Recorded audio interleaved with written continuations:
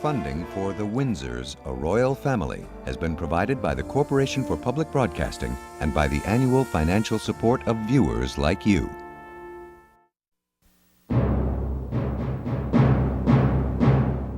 Like Windsor Castle, the family which took its name seemed ancient, imperishable.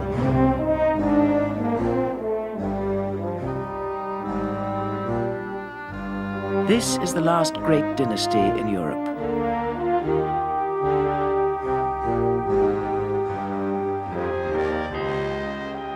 Its rituals date back 1,000 years to the Saxon kings.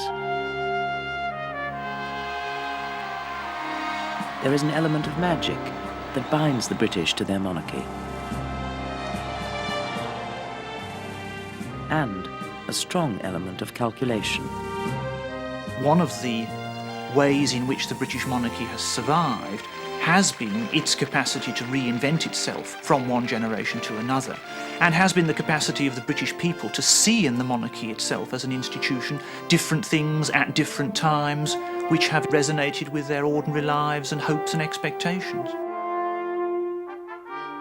The royal family provides the British with a soap opera of sovereigns. One of the functions of the royal family in the minds of people is to be the continuing story of Peyton Place. Birth, death, marriages. And of course, in that story, there is always somebody who's not actually behaving as they should be, or the Dark Princess, if you like. The story goes on. It is a story of powerful women and of men forced to wait a lifetime for the throne.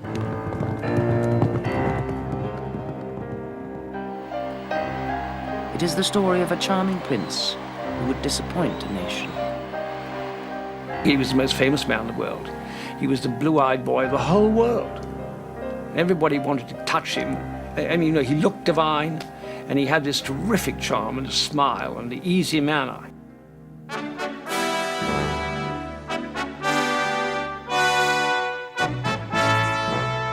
A charming prince who became king and was himself disappointed. It was a painful moment. And I had to say, I'm afraid, sir, she is not going to have the privilege of being Royal Highness. And perhaps I shouldn't say it, it's too intimate. His Royal Highness burst into tears on my shoulder. My first word. It is the story of a king painfully shy, who became a symbol of World War II patriotism.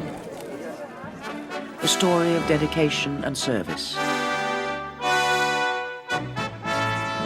There is a motto which has been borne by many of my ancestors, a noble motto: I serve.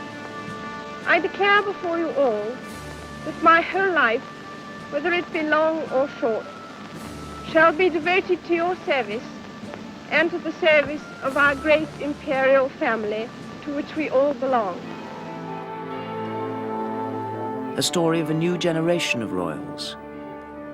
She hadn't had love affairs, and she was very beautiful, and she came from a very good home.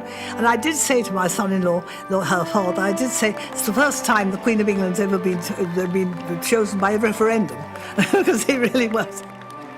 A new generation that promised to be less stuffy and more with it. All these men around here. Love you! I'll see you later. I thought she was a splendid girl, but I think basically unsuited to the task of being a royal princess. Fairy tales, even when they go wrong, are a wonderful copy. Oh, God.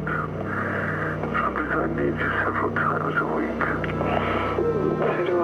I need you all the week, all the time.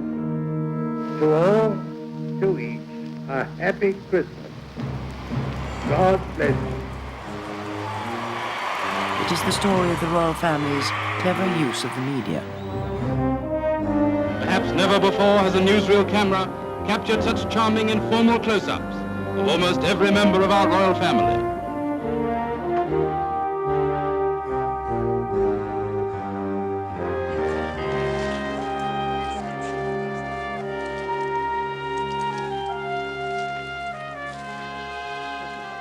The first film about the royal family was one of the most skillfully executed propaganda exercises which I certainly can remember. It was a masterstroke, a superb piece of public relations. I suspect a lot of other people too have progressively wondered if the royal family are prepared to make a film taking you into their house, taking you to their picnics, then why shouldn't the paparazzi sneak around in rhododendrons taking pictures of royal princesses bathing?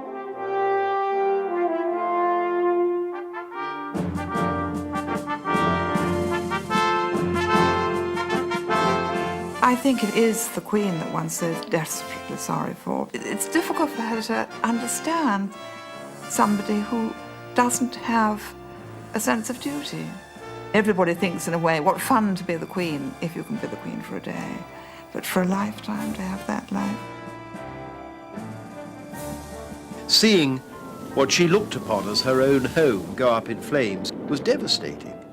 And it came in a year when she'd had quite enough blows to withstand.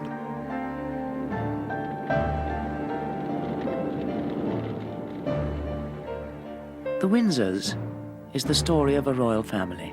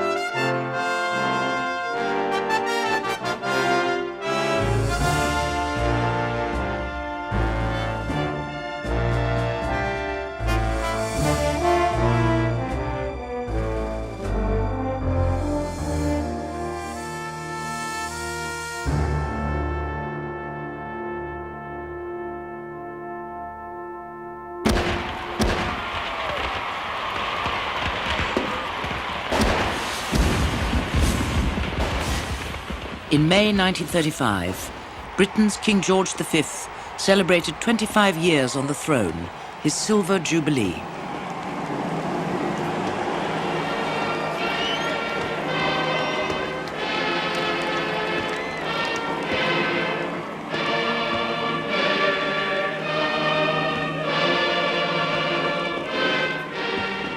How can I express what is in my heart?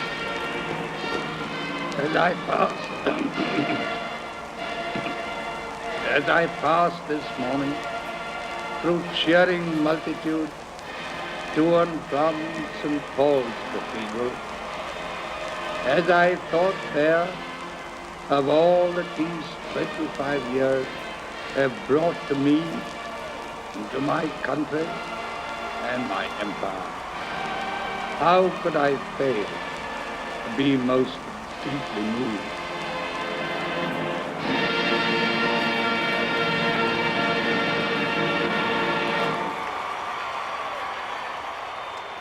I will remember it all my life because it was such an exciting day. He was the governor and you all had to look up to him, and I was proud to be British and look up to a man like him because I thought he was a very good man. They look this way with a little wave and that way with a little wave. You get something in your inside when you see them. You think to yourself, oh, and I don't know, it's a funny feeling you get that you want to cry or something like that.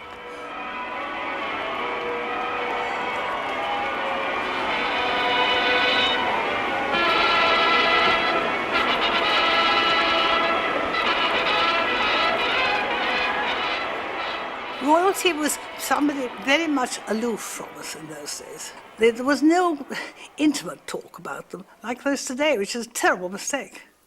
And they were therefore was something very precious that you thought of with great awe. George V's Silver Jubilee was more than an anniversary. It was a celebration of the survival of the monarchy. He had led Britain through crises like the First World War, which had destroyed many of Europe's monarchies. I can only say to you, my very dear people, that the Queen and I thank you from the depth of our hearts for all the loyalty and, may I say, the love with which this day and always you have surrounded us. I suppose that as King and Queen, they had a knack of getting things right, setting standards of public behavior, of visible behavior, of, as I say, getting things right. It's a very, very important knack, and I don't think it's mostly due to luck. George V had become a symbol of everything British. He was the father of the House of Windsor. To his granddaughters Elizabeth and Margaret, he was Grandpapa England.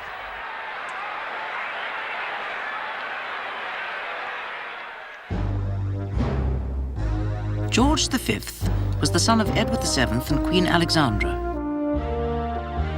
His grandmother was Queen Victoria. Queen Victoria's children and grandchildren married into most of the royal families of Europe. One of George V's cousins was the Tsar of Russia. Another was the Kaiser of Germany. These foreign links were to haunt him throughout his life.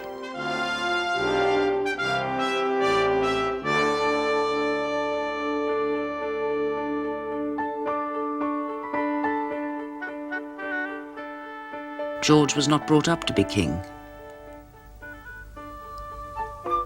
His elder brother Eddie was. Queen Victoria once described them as wild as hawks. I can't manage them at all. And they were very undisciplined as little boys. They had a tutor, and he taught them how to shoot with bow and arrow. And he would run through the woods at Sandringham, pretending to be a deer, and they would be allowed to shoot at him. When George was only 12, he was sent away to join the Navy with his brother Prince Eddie. Life aboard ship was rigorous and Spartan, and taught them discipline. George did poorly in his studies, but Eddie was hopeless. And Eddie was heir to the throne.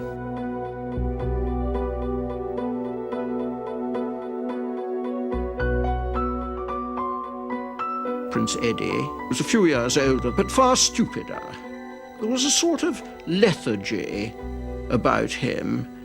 He didn't always connect, and also his private life had certain shadows over it. Eddie's life had been dogged by sexual scandal. He died suddenly from pneumonia when George was 26. To the private relief of the family, George became heir to the throne. He also inherited Eddie's fiancée, the penniless German Princess Mary of Teck. They were married within months. People have said that that was just a marriage of convenience, but it really wasn't. And I think probably there had been something going on perhaps slightly beforehand. But although they were very shy and inhibited and people thought they were a cold little couple, they wrote each other the most touching love letters, saying, "Oh, I'm so sorry that I'm so stiff when I'm with you, but really, I do love you, although I can't actually tell you so, I have to write it." And they understood each other perfectly.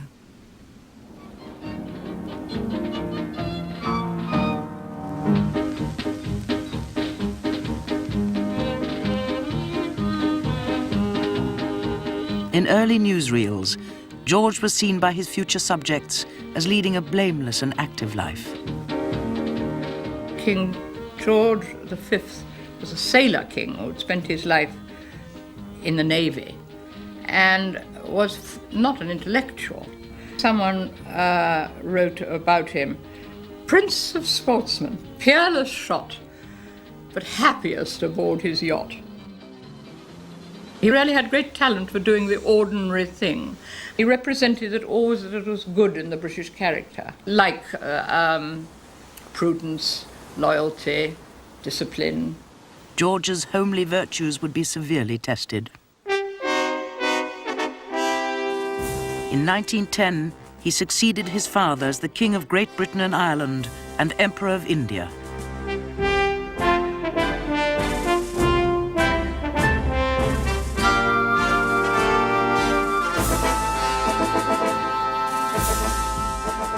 In the winter of 1911, King George and Queen Mary travelled to India to take part in the greatest imperial pageant ever staged, the Delhi Durbar.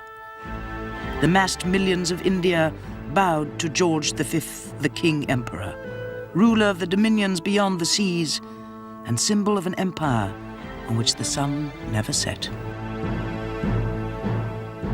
There was this little king sitting on his throne with officials all round, and some even the fact he was just rather a little man made it all the more impressive.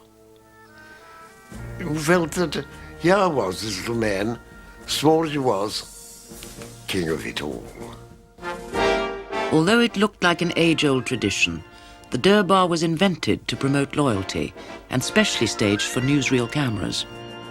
Stage management and the stage managing of royalty was an essential aspect of life right the way across Europe. The great monarchies of that time were all of them inventing spectacular ceremonies connected with their monarchy. It's partly, I think, the need for emotion, excitement, hype, as I suppose we would now call it, bread and circuses, as the Romans had called it back in the time of their empire.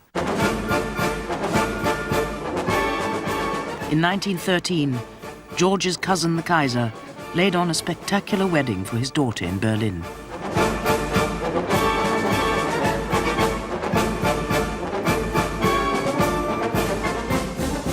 All the European monarchs were invited. It was to be the last time they would meet. As a mark of respect, King George wore a German uniform, complete with spiked helmet. But the displays of friendship concealed long-standing national rivalries. The following year, Britain and Germany were at war.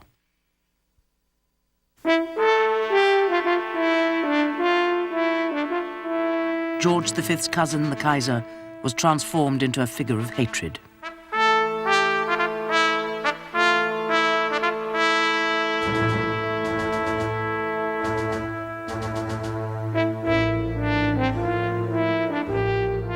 As the king toured the front line to boost morale, anti-German feeling was growing in Britain. Rallies were held to denounce Germans. Anyone with a German name or German connection was suspect. Many were deported or driven from their homes. There were witch hunts and spy scares. They insulted German governesses. They wouldn't listen to German music. They'd even kick Dachshunds in the street. They saw spies under every bed. And the press played this hysteria up and made it worse. They attacked my father because of our German name. His father was Britain's top admiral, Prince Louis of Battenberg.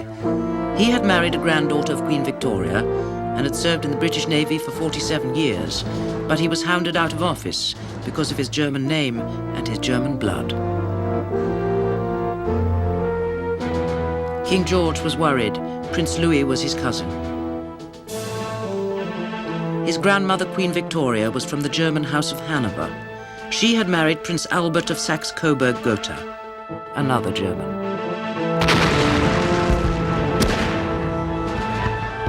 The crisis came in 1917, when it looked as though Germany might win the war.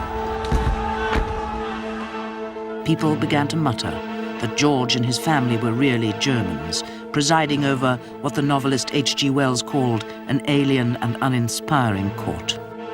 When the king read this, he angrily retorted, "I may be uninspiring, but I'm damned if I'm an alien."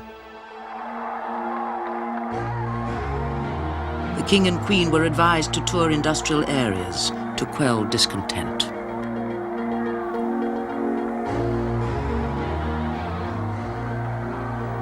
Letters sent to the Prime Minister accused the King of disloyalty. When told of them, observers said he started and grew pale. George V clearly got very worried that people in Britain thought that the monarchy, as embodied by him, was too Germanic, too European, not sufficiently closely associated with Britain itself. In fact, of course, both George V and his wife, Queen Mary, were almost wholly German, and they were very anxious when there was so much anxiety about Germany in the First World War, to recreate and reinvent the British monarchy as being the British monarchy, not a German monarch who happened to be resident in England. And the easiest way to do this, of course, would be to change their name. So it was then decided to change the name, but nobody quite knew what the name was. I don't think it was a significant question. They knew who they were. They knew everybody else knew who they were. And they knew vaguely they belonged to a certain family or a certain institution. But I didn't think in terms of surnames. No one quite knew what the name was. Probably it was Saxe-Coburg-Gotha. It could have been Saxe-Coburg-Gotha, which was Prince Albert's family name, or it could have been Guelph, which was one of the Hanoverian names, or it could have been Wettin, and then there was an even worse one called Whipper.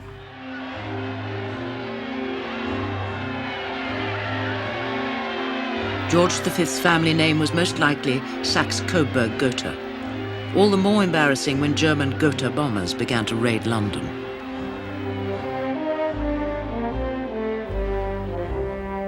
The King's private secretary, Lord Stamfordham, suggested a new name for the dynasty. The name of a castle that had symbolized the monarchy for more than 800 years. Its stone walls as solid and as English as the earth on which it stood. It recalled prancing horses and plumes on cocked hats, and the standard snapping over the round tower. The name struck the right patriotic note, Windsor. In July 1917, a proclamation was issued declaring that the royal family was to be known as the House of Windsor. And it was on that occasion that the Kaiser, on hearing of this, made quite a good joke. He said in future he would look forward to going to the play The Merry Wives of Saxe-Coburg-Gotha.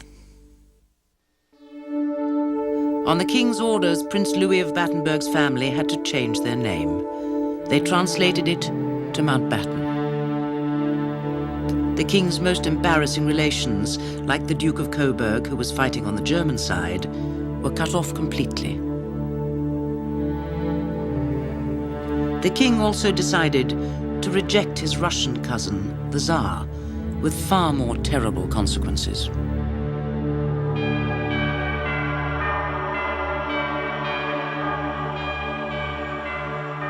Russia had fought the war on Britain's side, and the two royal families were very close. Forced to abdicate in 1917 after the February Revolution, the Tsar and his family feared for their lives. They naturally turned to Britain for refuge. The King and government agreed to offer them asylum, but the King's private secretary had other ideas. Lord Stamfordham came to the King and said, "It is going to make you very unpopular in England if you give sanctuary to a deposed tyrant, as he was thought, such as the Tsar. All the people who are at present clamouring for a republic in England will use this against you."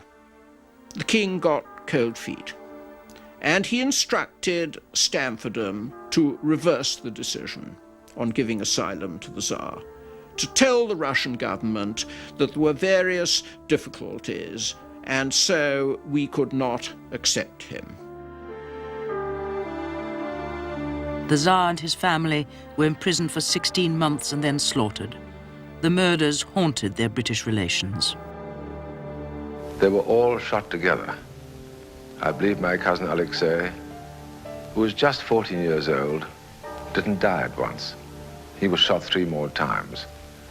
And the following day, my Aunt Elizabeth, who had founded the nursing sister movement and was revered almost as a saint, was also murdered by being flung down a mine shaft. George V's decision to abandon his cousin and the rest of the Russian royal family was covered up for decades. If the Tsar had come to England, of course, the terrible massacre of the following year would not have taken place. And what one must say of the king is that he denied the only possible chance of escape to the Tsar.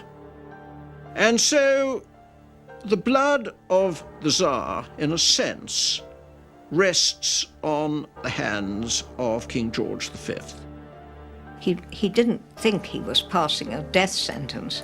He would have felt if he'd had them here, he might have been passing a death sentence on the British monarchy as well as the Russian monarchy. And what good would that have done to the world? So we mustn't give him second sight. He didn't know what was going to happen.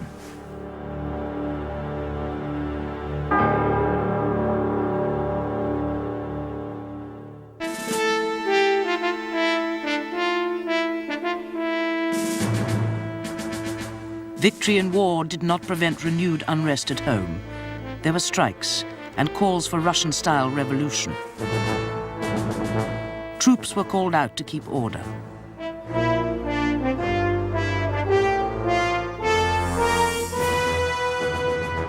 In Ireland, nationalists were repressed by force, but their republicanism seemed to threaten both the crown and the empire. George V used crown and pageantry to strengthen the empire. On St. George's Day 1924, he opened the British Empire exhibition in London. I declare the British Empire exhibition open. Crowds flocked to Wembley. The stadium had been transformed into a magnificent theme park with replicas of buildings and settings from different parts of the empire. The king and queen mingled with their subjects. The aim? To promote trade and understanding throughout their realms and territories beyond the seas.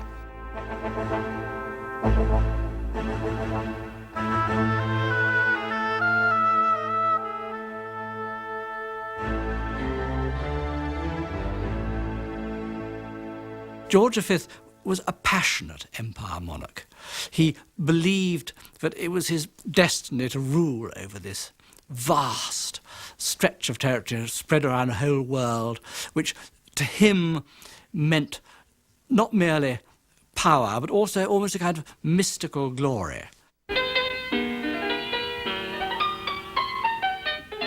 The exhibition was a huge success and a diversion for the British people at a time of economic trouble.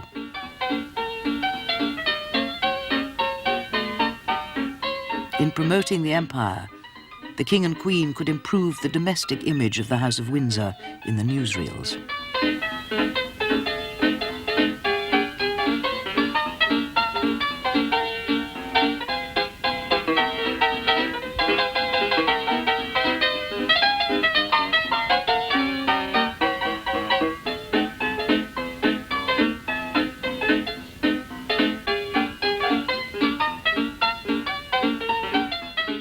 One of the things that George V was very good at was in projecting a curious hybrid image of the British royal family.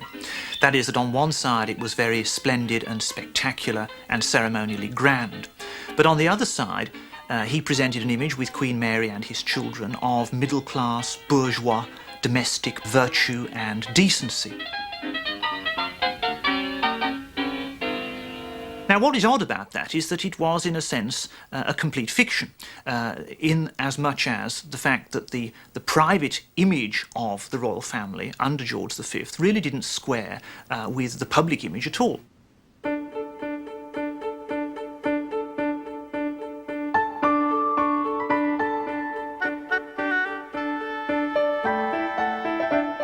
George V had no desire to live like a king. He hated royal palaces. He liked Sandringham because he had been brought up there. but he preferred not to live in the big house. Instead, he chose to live in a little house in the grounds, York Cottage, which reminded him of his childhood. It was a very poky little place, I think. My mother thought it was a wretched place. I have a feeling that Queen Mary may have too, but I think the King thought it was the cat's whiskers. It was a wonderful house because he'd partly been brought up there. The King's eldest son said, "You'll never understand my father until you have seen York Cottage." The King spent his time there sticking stamps into his collection and shooting on the Sandringham estate. Queen Mary was frustrated by the King's resistance to change, as her niece remembers. Whenever she tried to do anything, George V always said, "But I've always had it like this. My mother always did it like that. You mustn't touch it, you see." The King kept her in a very tight rein indeed. I mean, he didn't like to go outside his absolutely rigid routine. He didn't like dining out. He didn't like going to stay in country houses. He didn't like going to the theatre, if he could possibly avoid it. And, of course, she did like that sort of thing. But, of course, in exchange for that, she had a position of immense dignity, of immense wealth, I think one must say, and privilege, and she knew it and she paid the price for it. Queen Mary's artistic talents found an unusual outlet. She liked collecting antiques from people who were not always very willing to let her have them. And there were some pretty awful stories about how she would go to your house, admire something, and make it quite clear that she would wish to be given it, and she would stay there till she got it. Awful case, I know, of Lady Hudson, who had some chairs painted by Angelica Kaufmann. And Queen Mary came to tea, admired these chairs, and said that she had a table painted by Angelica Kaufmann. The chairs would go very well with it. And Lady Hudson did her best. But at 9 p.m., Lady Hudson gave up, and the chairs went off in the Royal Daimler.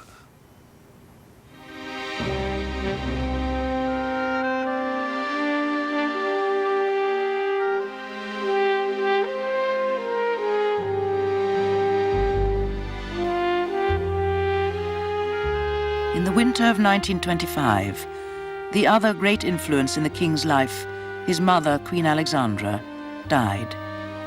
Her son's wreath carried a simple message: "To darling mother dear from your devoted children, George and Mary." The King had adored his mother. He would ring up and say, "Mother dear, you must not go to church, you've got a bad cold." And if she did go to church, he would be there too and find the places in her prayer book like she would have done for him for a little boy.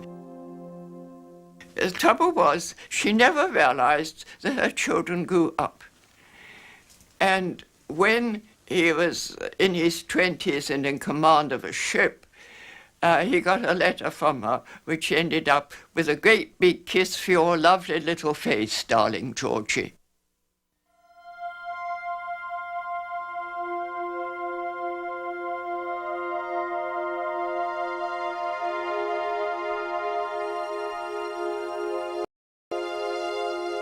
By contrast, George had been intimidated by his father, and that was to poison his relationship with his own children.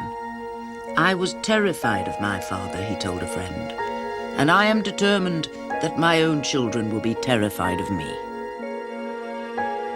The public image was of a very happy family, a devoted father, devoted mother. But the reality was that the family was really quite unhappy. But nobody knew about it, or at least the great British public didn't know about it. The people in the know knew, but they didn't tell. King George and Queen Mary had a daughter and 5 sons. The youngest, Prince John, was born epileptic and brain damaged, and kept hidden away until he died at 14.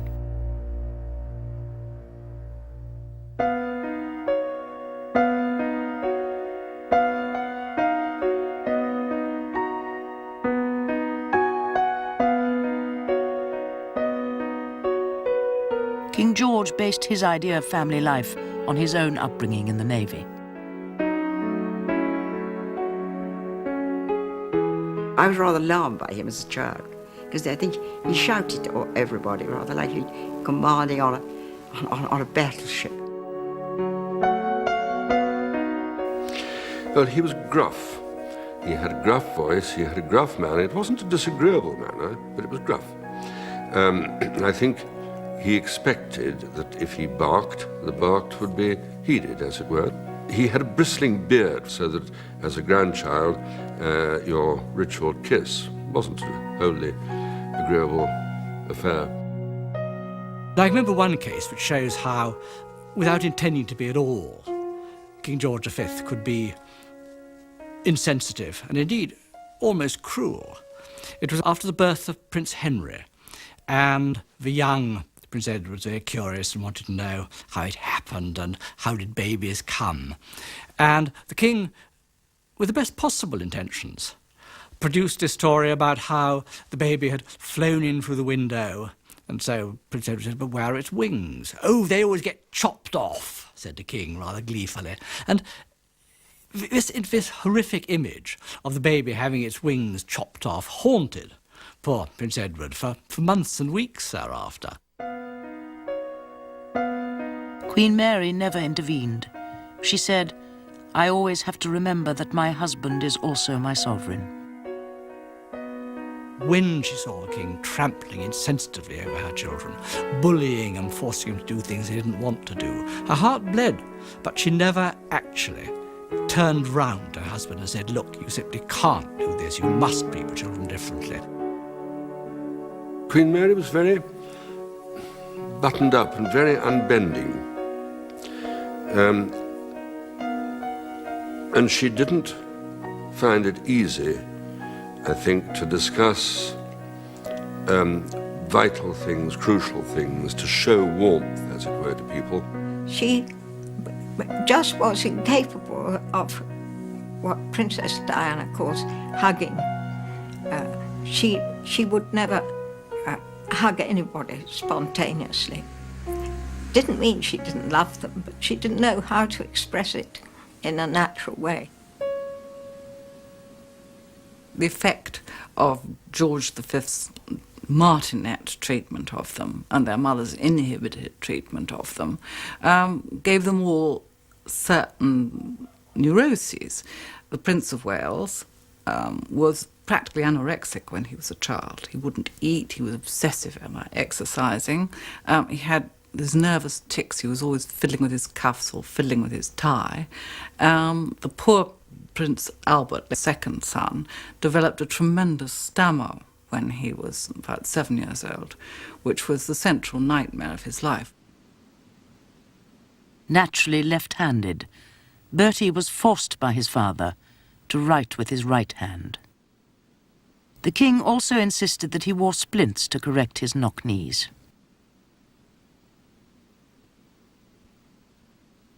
Prince Henry, that's the third son, didn't seem to be too badly affected. I don't think he was a man with great nerve endings, really. Prince George, the youngest, became very wild when he was a young man. He went into some pretty dashing nightlife and sex life, and at one point he was addicted to drugs. All of them, I think, drank too much when they were young men, mostly in reaction to the very strict life that they led at home. It seems almost incredible that the royal princes could have got away with what they did get away with without being exposed to the full glare of publicity. Today, all their imperfections, their derelictions, their drunkenness, drugging, whatever it might be, would be gleefully exploited in the media and thrust down our throats every morning at breakfast.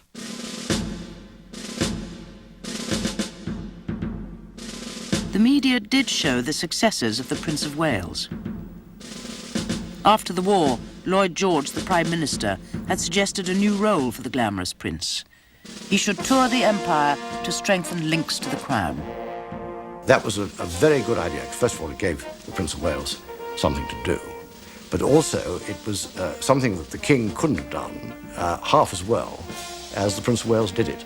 And it set up a great double act, really, between this quite ordinary, decent, but thoroughly kingly man who stayed at home doing his thing and doing it well, and a young Prince of Wales who seemed very much a man of his generation, and also had the extraordinary and very unusual thing, star quality.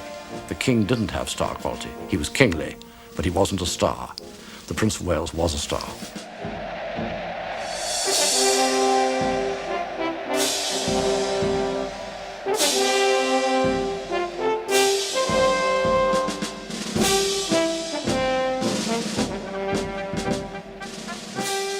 He was wonderful at talking to people in a relaxed way and making them feel $1 million. He could make speeches off the cuff, just at whistle stops, and people would go away with a song in their hearts.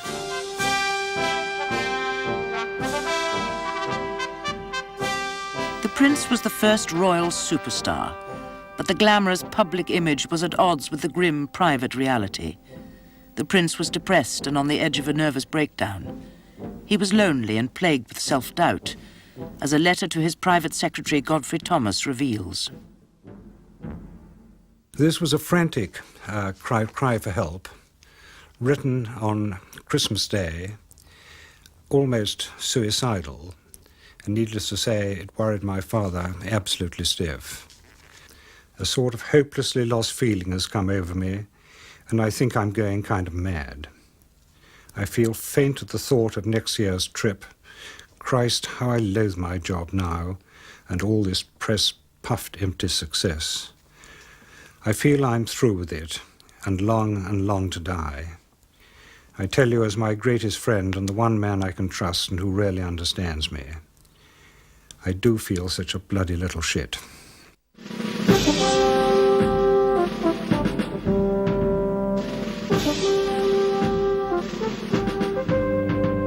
The famous double act between the King and the Prince of Wales was publicly successful, but privately riddled with tension. The prince felt his father didn't appreciate his efforts. The public applauded, but his father could only criticize.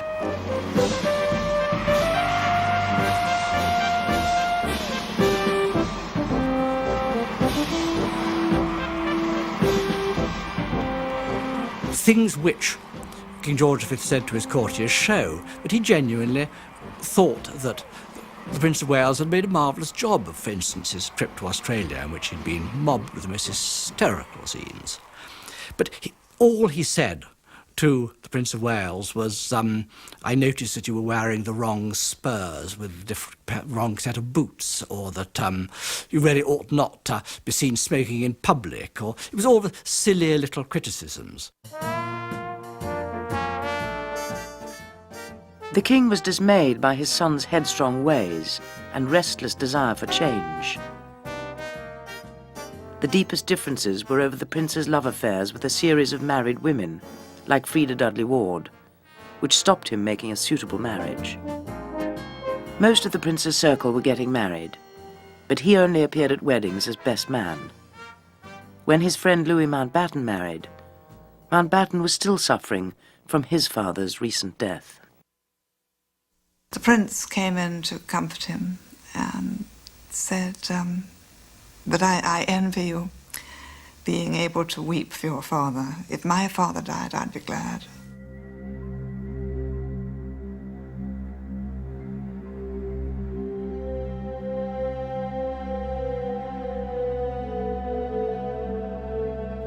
In 1928, the king fell seriously ill.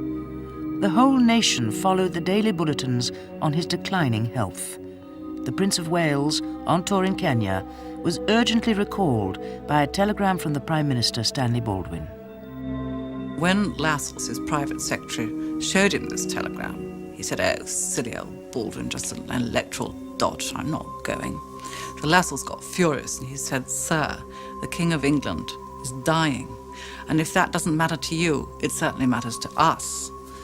And the Prince of Wales simply shrugged his shoulders and gave him a look and went out and went on with his plans for seducing the wife of a local colonial official, and was very happy to tell Lascelles that he'd done so the next morning.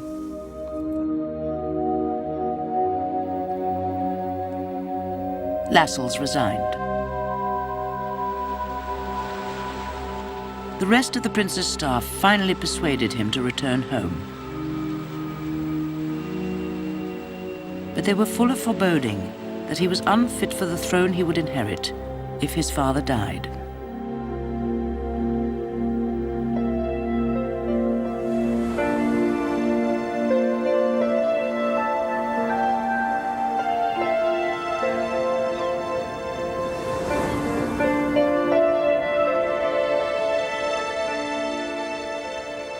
The nation's prayers were answered.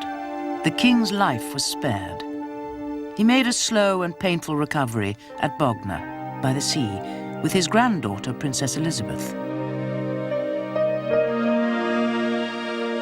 Before the king left, seeking to immortalize the royal link with their town, the Bognor Town Council paid a visit to his private secretary, Lord Stamfordham.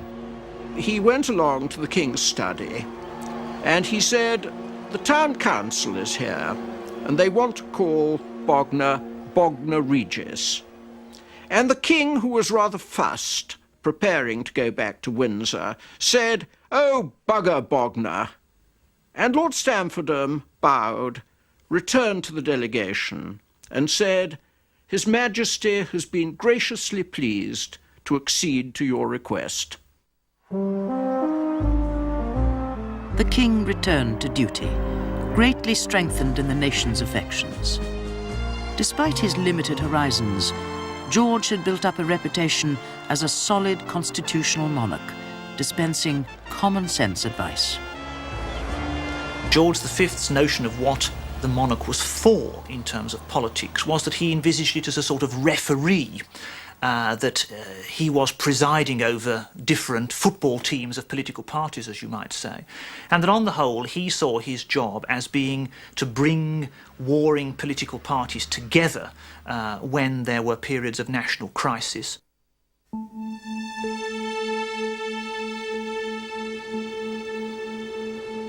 The national crisis came with the Great Economic Depression of 1931. As trade slumped and unemployment rocketed, the Labour government split. The king hated socialism, but found nothing to fear in the Labour governments of Ramsay MacDonald. When MacDonald wanted to resign over the crisis, the king asked him to stay on and lead a national coalition. The royal persuasion worked, leaving MacDonald in a Conservative alliance which his own Labour Party disowned. The king took a very decisive step in that crisis, which was, I think, a disastrous step, although it was perfectly constitutional. Nobody could say it wasn't constitutional. He advised the Prime Minister of the day, Ramsay MacDonald, as he was perfectly entitled to do, to form a national government. He begged him to do so. And Ramsay MacDonald, very misguidedly, agreed to do it and formed a national government. As a result, the country was deprived of an effective opposition for a decade during which it was particularly necessary that the country should have an opposition. Opposition was forced onto the streets when the National Coalition won a landslide election victory. To the unemployed, it looked as though the king had created a royal government, while the depression went on.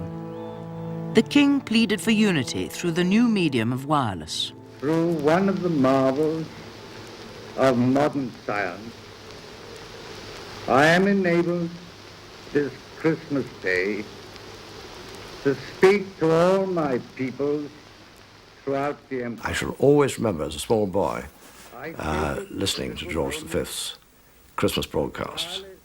His voice was extraordinary because it had a slightly sort of whiskey sort of timbre to it, as you know, it had a gamey timbre to it. It was august, but it was also intimate. He hated doing it, but he was a broadcasting natural. The King's first Christmas broadcast in 1932 instantly created a new royal tradition. And to those who are celebrating this day with their children and their grandchildren, to all, to each, I wish a happy Christmas. God bless you.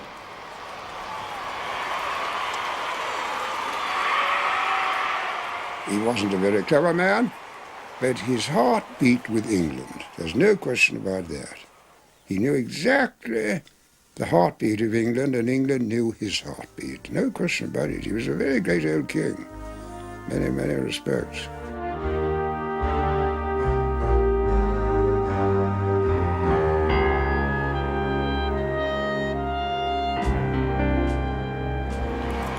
At his Silver Jubilee in 1935, the King was surprised by the degree of public adulation. What the public did not know was that for their beloved King and Queen, there was a shadow over the Jubilee celebrations.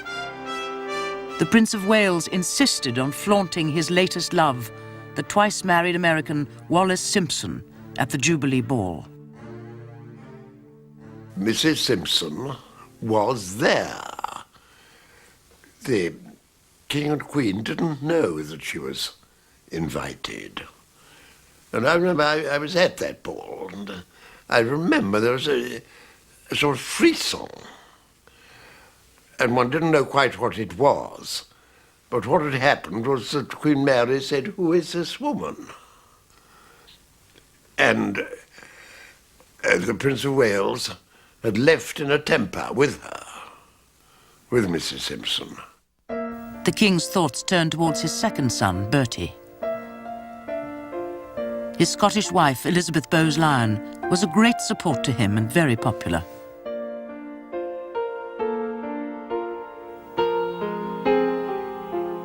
They perpetuated the Windsor image of the happy family, and their daughter Elizabeth guaranteed the future of the dynasty. But Bertie was not the heir to the old king's throne. If by a wave of the wand he had been able to remove the Prince of Wales from the scene, to in some way reverse the order, so that his second son, the Duke of York, instead became heir to the throne, I have no doubt at all that he would have done so.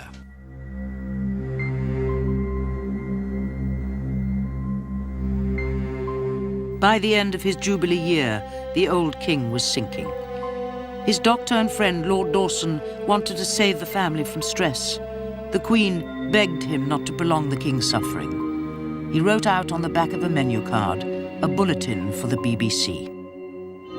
This is London. Following bulletin was issued at 9:25. The King's life is moving peacefully towards its close. We now know that that is not true. That within 2 hours of writing that famous bulletin, Lord Dawson of Penn went to the King's bedroom, picked up 2 syringes. One he loaded with a lethal dose of cocaine, the other with a lethal dose of morphine. And he said to the nurse, "Inject these into the King's jugular vein." The nurse refused, and so Lord Dawson did the job himself. And within an hour or so, the King was dead. Millions listened until after midnight, when the nation heard that the King was dead. Lord Dawson thought the King ought to die before midnight, so that the news of his death could be announced in the Times newspaper the next morning, and not in what he called lesser organs of the afternoon. The Times got its scoop, but the real story of this act of royal euthanasia went unreported for 50 years.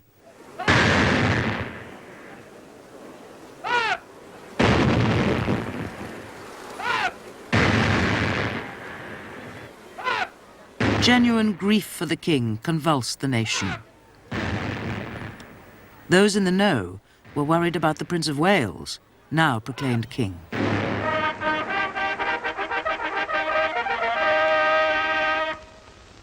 Whereas it hath pleased Almighty God, The new king, Edward VIII, broke with tradition to watch the ceremony. Beside him was the woman his father found so unsuitable, and whom he now intended to make his queen. God save the king.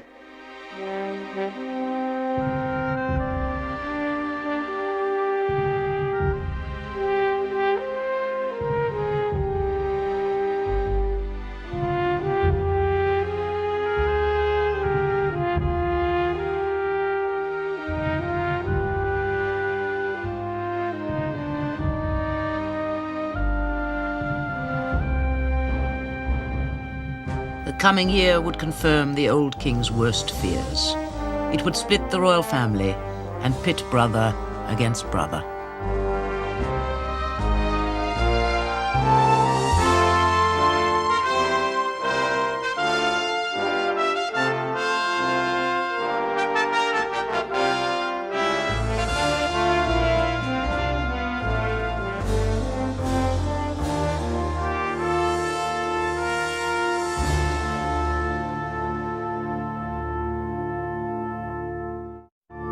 The Windsors, a royal family, will continue in a moment. You can purchase The Windsors on video for $29.95 plus shipping and handling. To order this 4-hour series, call WGBH Boston Video at 1-800-255-9424. You're watching PBS.